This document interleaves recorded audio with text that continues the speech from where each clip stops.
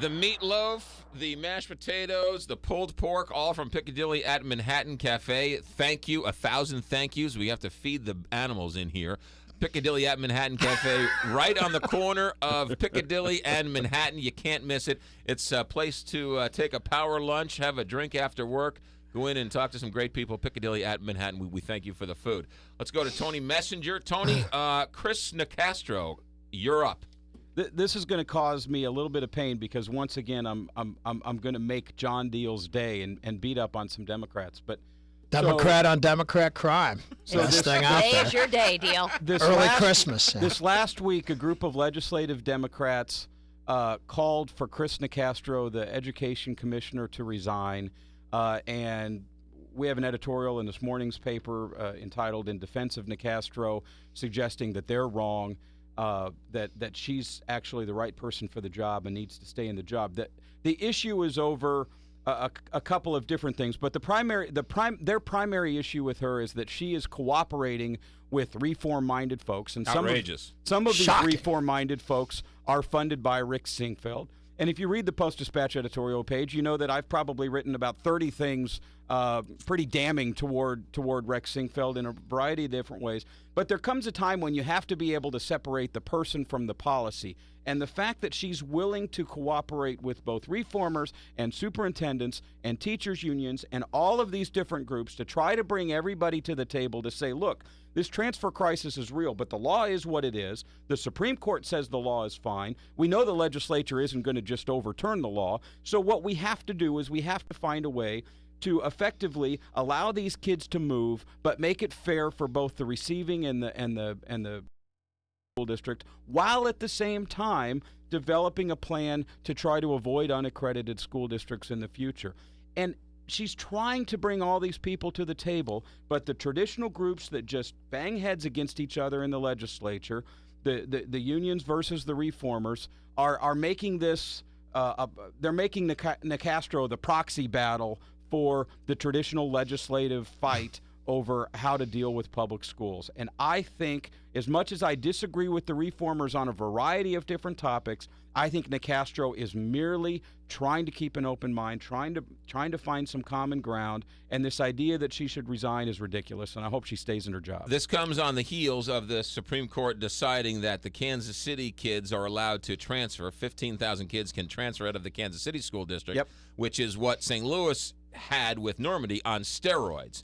So you think it was bad here in Kansas City? It's 10 times worse. Or even worse, what if the city of St. Louis slips back into the status that it was in a couple years back? It's Right. going to make the Kansas. That's going to be steroids compared to the Kansas Right. City Right. situation. They're in a status that doesn't exist under law, Right. provisional. I mean, they're on the verge. Which keeps them out of this. Which keeps them out of the transfer But they just situation. made this accreditation up. They just made this They provisional. did because they don't want all urban districts failing at the same time. I'm not sure. Right. I mean, and while I agree that this debate ought to be substantive and about the policy, and I agree with a lot of what Tony said, I also think that it would behoove the commissioner I know it's a big word, isn't it? I think it would behoove her to be a little bit more transparent about what she's doing. I agree when completely you on when that. you are going to bring people to the table, and it is controversial, but don't hide it. I mean, when you had the issue involving, you had the bid that sort of looked secretive, and the emails going back and forth on the initiative petition.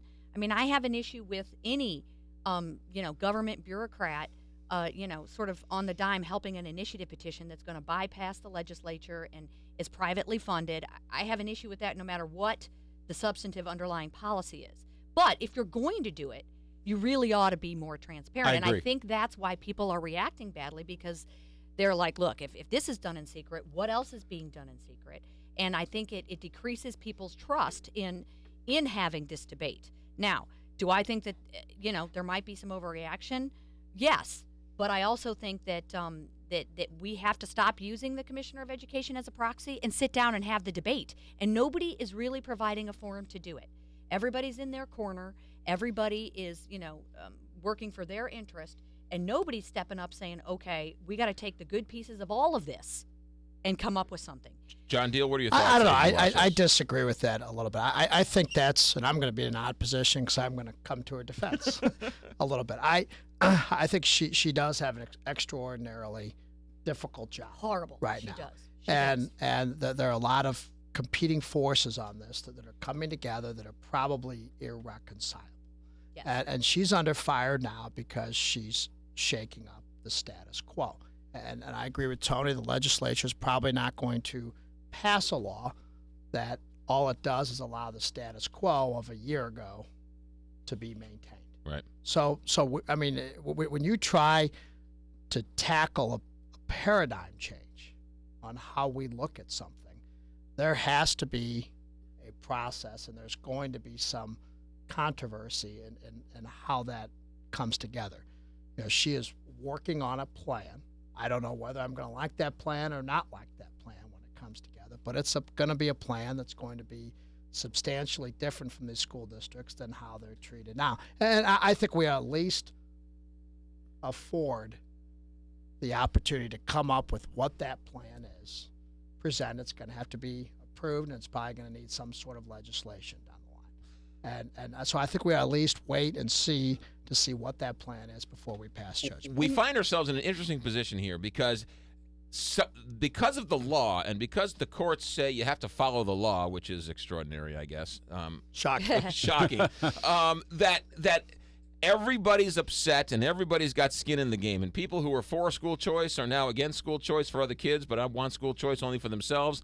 I don't want these kids coming in. I don't want the kids leaving. Everybody doesn't like something about this. And everybody has a stake in it, and everyone's upset, and so now it falls on the legislature or the government to fix it. Well, you can't kick it down the road anymore, so something's got to give. Something's got to change. No one likes change, but change has to happen, so you can see everybody being upset over everything. Yeah, And and this she's problem wasn't created in 2 or 3 years. It was Right. created over a governance system and a taxation system and a somewhat Byzantine way of dividing Wow. up. Now, Another there's big a word. There's a It's word not for it. quite behoove. No, and I But it's a B carried word. it better. Right. But that's okay. A way of dividing up districts. Right, and Normandy School District will be bankrupt by the spring. They cannot continue to pay the money to the other schools and the transportation costs. They will be out of business. And there's no reason to think that just because you give them a $10 million check that we're not back in this situation again. Right. 9 or 10 months. But from this is why this Missouri Supreme Court has been so brilliant. Keep in mind, this is the third time the recent ruling this week on the Kansas City schools. This is the third time they've ruled on this issue, unanimous every time.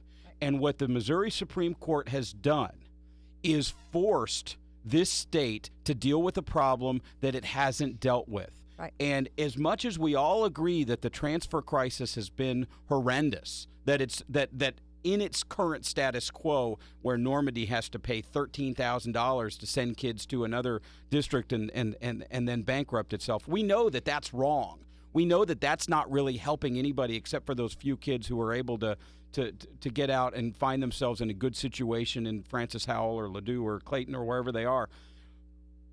But this decision has forced the state to ultimately deal with it. And that's why any solution that involves just basically kind of erasing the transfer law is the wrong solution because it allows the problem to be ignored again. We have to have the pressure of this chaos to force all of the different sides together to find a way to solve it, not once and for all, because the problems with urban education have been going on for decades in this country, but at least to come up with a workable solution that makes it better. Before we go, And that's why I think we should give her some time. I agree.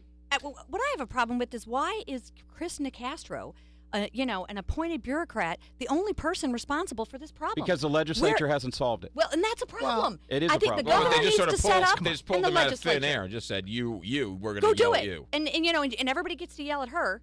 And since when is policy not set by the governor and the legislature?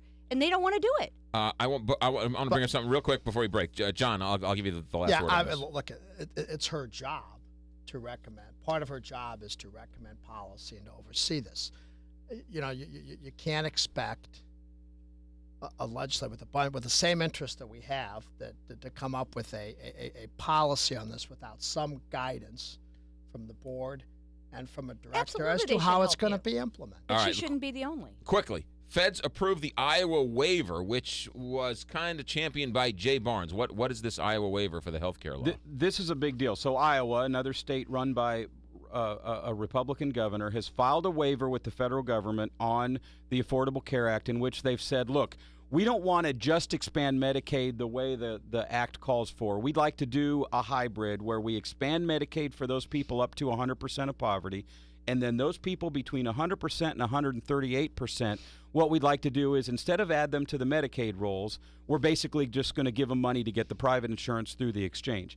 It's roughly the same thing, because the way the Affordable Care Act works is the private insurance has to be at least equitable with Medicaid. So that is very similar. There are some specific differences, but that is very similar to the proposal offered by John Deal's Republican colleague, Representative Jay Barnes from Jefferson City, that I believe is gaining some traction, at least within the House, and ultimately I think will have the votes to pass in Missouri. The fact that the federal government has now granted this waiver to Iowa, and another border state of Missouri's is going to expand Medicaid and take the federal dollars, really puts pressure on Missouri to get this thing done in the next legislative session. That is Tony Messenger, John Deal, Jane Duker. Back to wrap things up. KTRS St. Louis.